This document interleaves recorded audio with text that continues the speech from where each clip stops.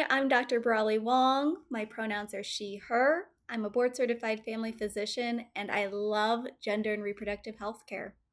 Today, let's talk about testosterone affirmation and its effects on fertility. Content warning, I will be talking about body parts using anatomical medical terms.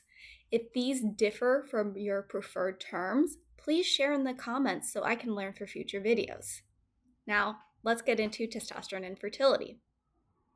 Both with estrogen and testosterone, we don't have enough data or research to confidently say the long-term effects on fertility. For this reason, if someone might want to have biological children someday, I always encourage them to look into fertility-sparing options like sperm banking or egg freezing prior to starting hormonal affirmation therapy.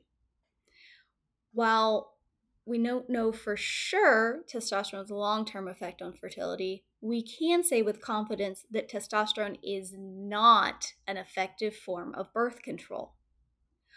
You might remember from our previous video, Timeline of Expected Changes, see link below, that around 2 to 6 months of testosterone therapy, you'll stop having a menses or the monthly bleed will stop. Testosterone accomplishes this by decreasing the production of uterine lining and increasing the atrophy or death of current uterine lining. Testosterone's effect on the ovaries is less well studied, but there have been cases of breakthrough ovulation or breakthrough release of an egg from the ovary that have resulted in unintended pregnancies in people taking testosterone therapy. So, how do I know if I'm at risk for unintended pregnancy while taking testosterone? If you still have a uterus and ovaries and are engaging in sexual activity with someone who produces sperm in such a way that sperm and egg can meet, you are at risk for unintended pregnancy while taking testosterone. So if I'm at risk, what can I do to prevent unintended pregnancy?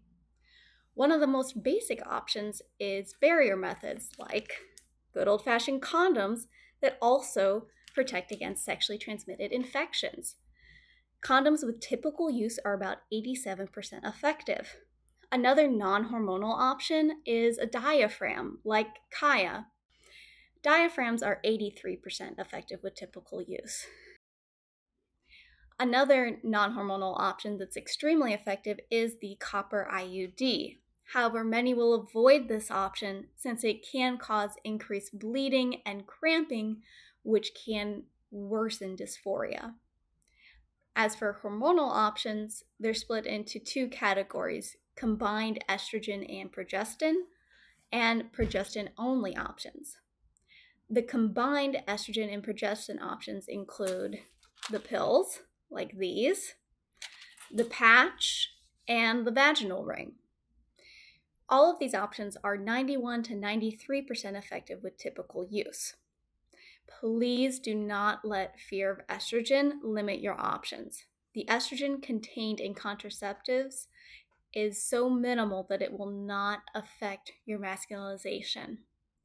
As for progestin-only options, this includes the pill, the progestin injection, the progestin IUD or intrauterine device, and Nexplanon that goes in the arm.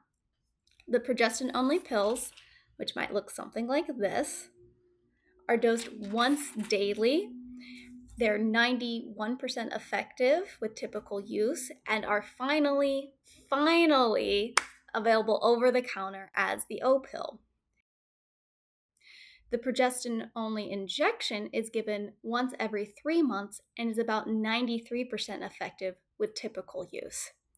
As for the progestin-only IUD, which will look something like this, or the Nexplanon, which goes in the arm about here, they're both over 99% effective and can last anywhere from 3 to 8 years.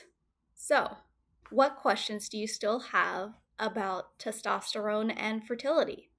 Leave your questions and wisdom in the comments below.